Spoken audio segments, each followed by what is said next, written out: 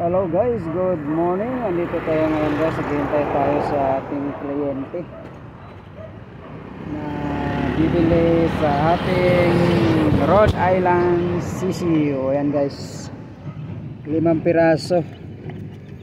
Ayan sila guys, nihintay ko lang yung bibili kasi i-deliver natin.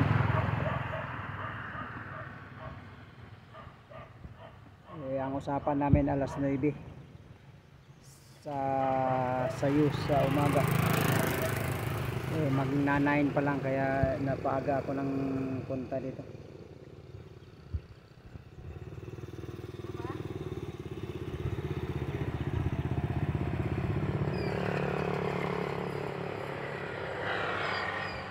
Kaya hintayin natin guys kung sila ba'y bibilhin, kasi nag-chat kami kagabi, sabi niya ngayon alas 9 daw makita kami dito. Hintayin ko na lang, kung wala ay budol. Okay lang, kung wala hindi siya tutuloy, alagaan natin at palalakihin at paiitlogin natin. Yan guys, 5 piraso lang din naman tong kanyang ino-order. Okay guys, dito na lang tayo. Bye bye.